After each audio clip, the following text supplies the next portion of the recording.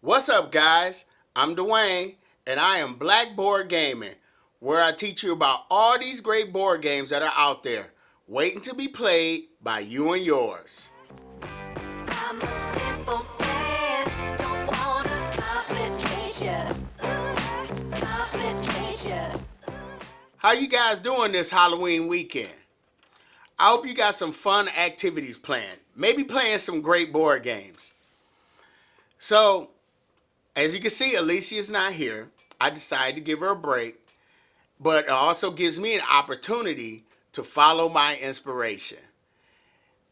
So in our last video, we talked about this beautiful game right here, Canopy. And in Canopy, the players are building up their own rainforests. You can follow the eye in the top right-hand corner to watch that review. But during that discussion, we talked about whether or not we would visit the rainforest in real life. And that inspired me to do a video to highlight 5 games that I really enjoy, but have no intention to visit these places in real life, at least not on purpose. So let's get to it. So the first game I want to talk about is a game that, due to recent unfortunate circumstances, I no longer have in my collection. But it was one of the first games that I bought when I first got into this hobby. And that game is called Betrayal on House of the Hill. So in Betrayal, the players are exploring this old abandoned house. And they're looking through the rooms and all these strange rooms. But what happens in the middle of the game is one of the players end up being a traitor. So it's a semi-cooperative game. It doesn't start off like that. And the rules of the games change. So the traitor is trying to win by taking out the survivors, or making sure its evil plan comes to fruition. And the survivors are trying to win by taking out the traitor or making sure his plan doesn't pop off. Now, this game is set in an old abandoned house. I have no intention of going to any old abandoned house. Now, if I knew up front that the house was haunted, that would just give me added incentive not to go in that abandoned house.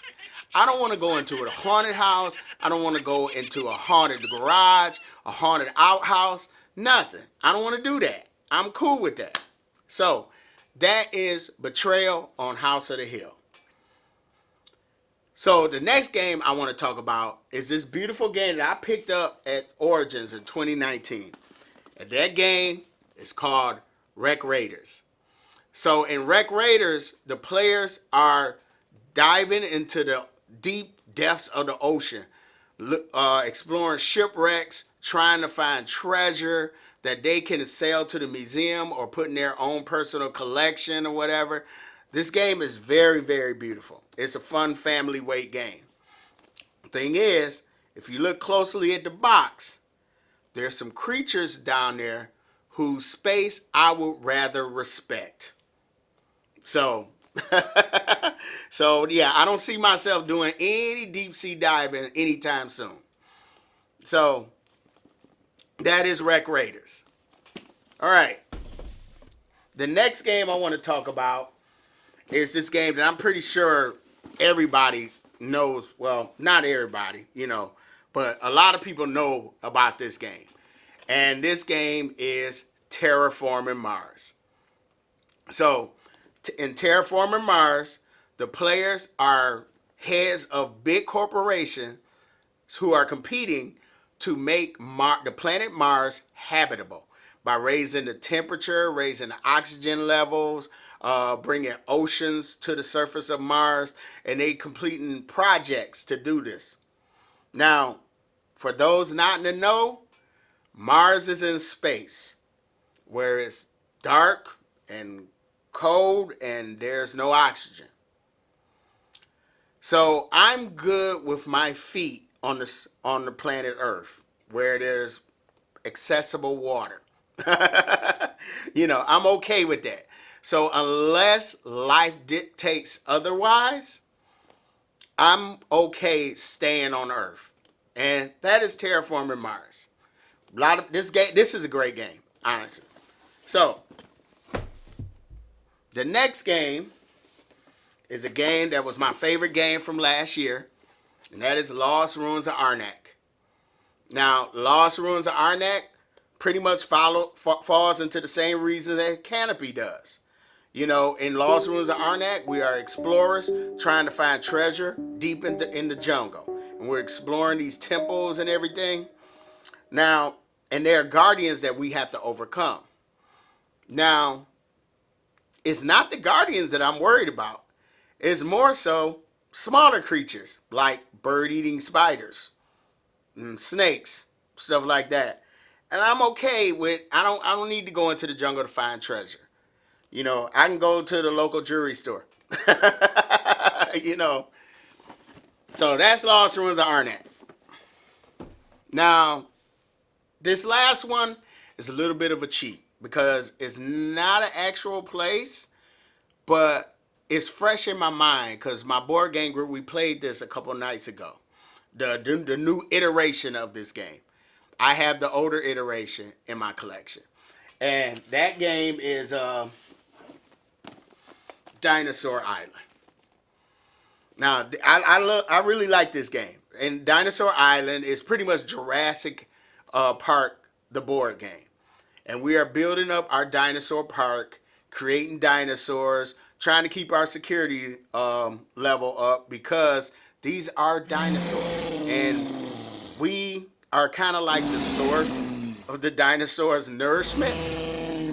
So I know a lot of people are big fans of Jurassic Park. You know, I don't know. I just never thought it was a good idea to go to a park that has dinosaurs. And dinosaurs, you know, we are food to dinosaurs. We don't want people to die. And they have 5 movies that lets you know that this is a bad idea. So, Dinosaur Island, no. If we actually had a Dinosaur Island, I would not go see it. No. I have no intention of going to see it, you know, because I like life. Anyway, so that's Dinosaur Island. These are 5 games that I really enjoy playing. I really enjoy the gameplay of these games, but I have no intention of visiting these places if they, you know, in real life. So, if you like the contents of this video, feel free to hit the like button, subscribe, follow me on Facebook, Instagram, and Twitter. And in the comments below, let me know what are some of the games that you really enjoy playing, but you don't see yourself visiting in real life. You know, I'm Dwayne. I am Blackboard Gaming. And we will see you next time.